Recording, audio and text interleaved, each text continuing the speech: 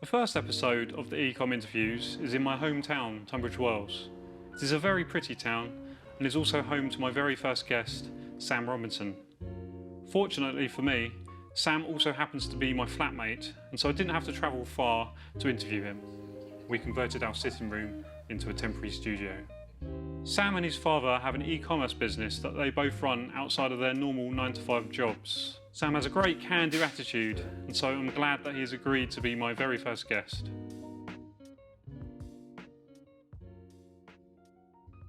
So we're in the male grooming niche, and we're kind of looking to expand as we go forward across that as a whole.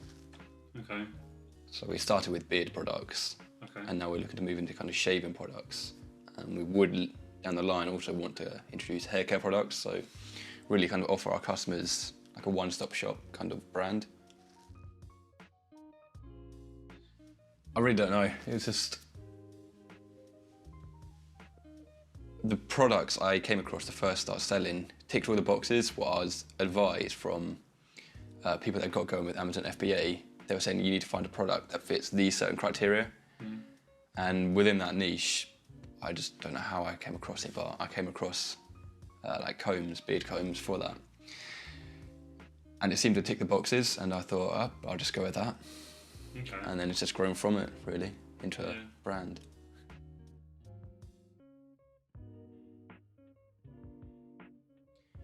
Yeah, I mean, the ones I was looking at before, I had all sorts of ideas how to brand these different products, but they didn't quite fit the requirements. So some would have been too heavy and it would have cost a lot for shipping and then a lot for the pick and packing and dispatch from Amazon. And there's others which there just wasn't enough margin in it, or there might have been too much competition. So yeah, I'm happy with what we started and really happy with the way the business is going at the moment.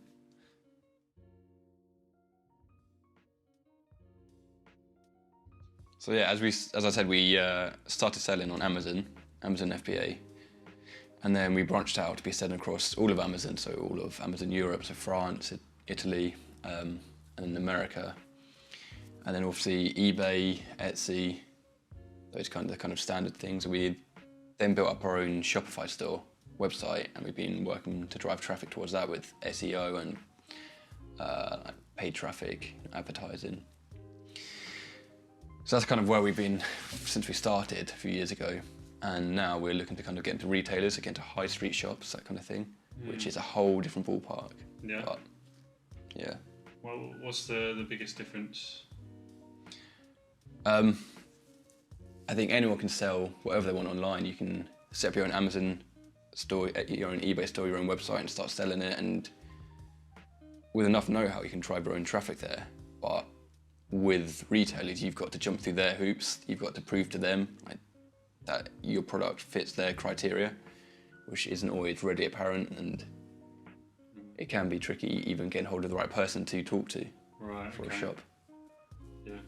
How far have you gotten with it so far? So we're in the initial stages, so we're kind of putting together our marketing for wholesalers, so the different kind of things we need to show off to them to kind of show them, oh look, we're a good brand, we're not just...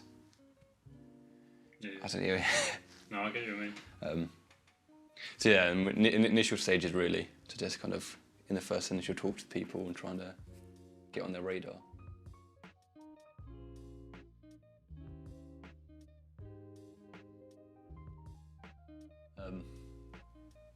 I'd say definitely learn about who you're approaching.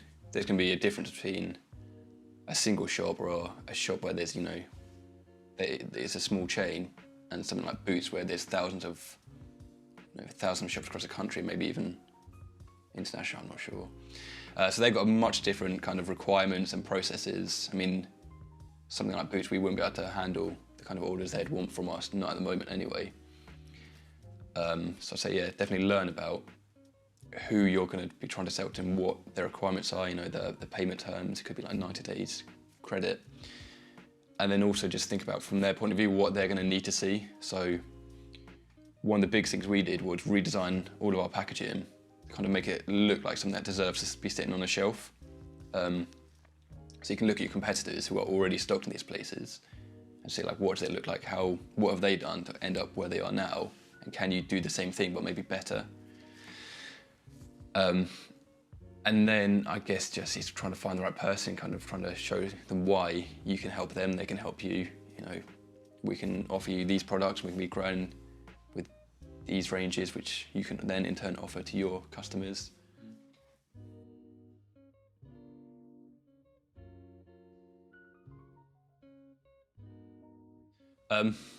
It's varied, I'd say.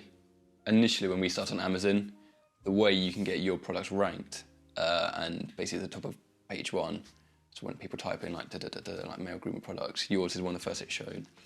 The kind of process you use to get noticed has changed quite a lot over the years, so it's become a lot less spammy, which is good. So you can't just spam your way to the top. But it's also made it more difficult as well. If you haven't got deep pockets, you haven't got a lot of money and inventory to use up to kind of boost it up the ranks. So I'd say, yeah, you've got to constantly be adapting and improvising and like learning what's the current best methods for this or the best way to do that and different policies. And then I'd also say you've got to learn where your growth is coming from, if that makes sense. How do you mean? So you might be spending a lot of time and energy in one part of your business. So social media, I think I initially spent a lot of time in social media, which is important, but at the time it was kind of a bit of a waste of money. Not waste of money, waste of time, where there were other factors which were more important. So yeah, so I'd say we're working with an SEO company like in the early days to help get our website ranked and spending £500-600 a month with them on retainer so they can kind of help us organically grow. And although that is important, it wasn't right for us at that stage, and organic growth and organic SEO takes years, not months. And so our time was probably going to be better spent if we're going to redo it with probably paid promotions to like directly drive the traffic straight away. And then on the side be working on the organic SEO on ourselves, really, learning how to do that.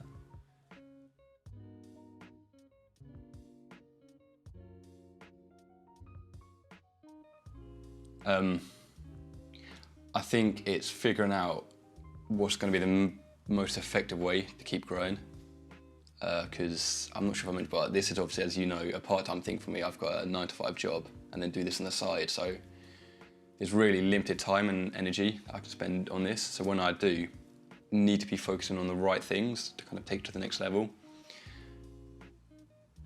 I once heard a quote from another e-commerce on a video I watched where they're saying you need to be working on your business, not playing the game of business. Say like LinkedIn, you might be able to like get your LinkedIn profile looking good and connect with other people and all that, and what's going to be the most effective thing to like take to the next level, which is probably getting sales, driving traffic. These are the real kind of things which are going to lead to an increase in growth directly. And other things look good, and it's nice, to do all the other stuff, but what's the real important factors in taking it to the next level? Yeah, so biggest hurdle, I'd say, probably spending time and money wisely, and the money that the company's generating, reinvesting that in the right places, and then spend my own personal time, which is, like I said, part-time outside my 9-to-5 job in the right areas. Otherwise, you're going to stagnate. Okay. Because yeah, we did a lot of that initially, kind of spending money in the wrong areas and spending time doing the wrong things, which now I think we've got an idea of what's going to help us really grow.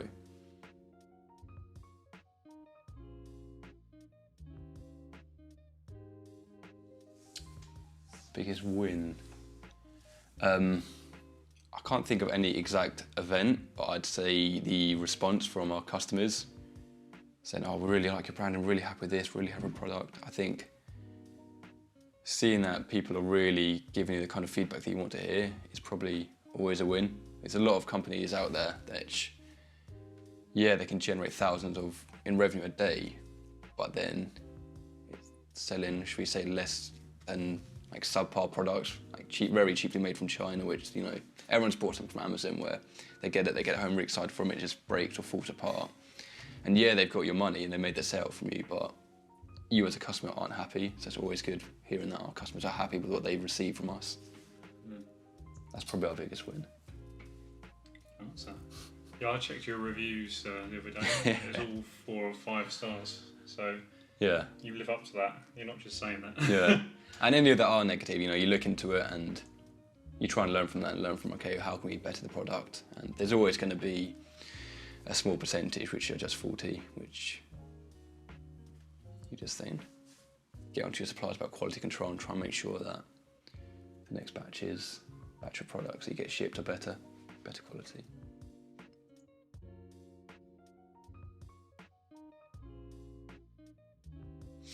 Ooh, I'd probably say product research. Pick one product.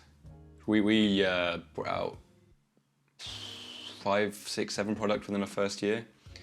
I'd say pick one product which has a profit margin, has the popularity, and just do everything you can to kind of promote that. Because there's a lot of money that gets spent in trying to keep 5, 6, 7 products within stock.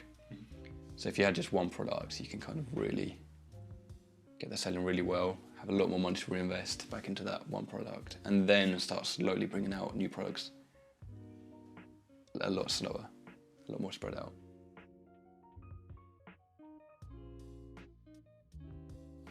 Okay, yeah, so at the moment around 50,000 a year, something like that, UK, so it's, you know, GBP. And in terms of profit margins, because we're a new business and because we're not sticking solely with Amazon FBA, we're trying to branch out into full established business with retailers and our website. Almost all the money gets reinvested. I think the potential is there for when we do want to start, you know, taking a profit, that the profit margin to be about 25%. Based on, you know, what we buy in for what we sell, various costs. But at the moment, yeah, technically the profits are 0 because it's just reinvested to help us grow further.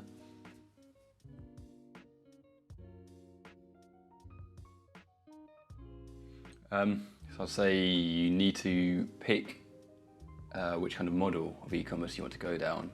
So there's obviously drop shipping, there's Amazon FBA, there's retail arbitrage, there's, you know, just the standard buying your products in from a supplier and then reselling them. And really, I picked the one which was most interesting to me, and I know you've done the same. I don't know if we're talking about you. Yeah, so I'd say you need to pick whichever model you're most interested in. So I, you know, went with Amazon FBA to start with. I know you're interested in drop shipping. I've since wanted to expand into the whole classic business-to-business selling. So obviously sent to suppliers, sent to retailers. So I'd say, yeah, if you pick the avenue that you want to go down, then learn as much about it as you can. There's so much free content on YouTube, Reddit. This is where I kind of started learning about, you know, what it's going to take, the best way to approach this. And then I'd say you want to, if you're doing what I did, obviously buying in your first batch from China, which is going to be the cheapest, so using a website like Alibaba, really have that money set aside and just go for it. Even if it's going to go horribly wrong, you're going to learn from it. And it's probably not going to go horribly wrong. You're probably going to get something good out of it. If nothing else, then at least you've learned from the experience, and then you can then try again with another step, refine your approach. You know, maybe you pick a new product. Yeah. Cool. Yeah. I think that's it then, man.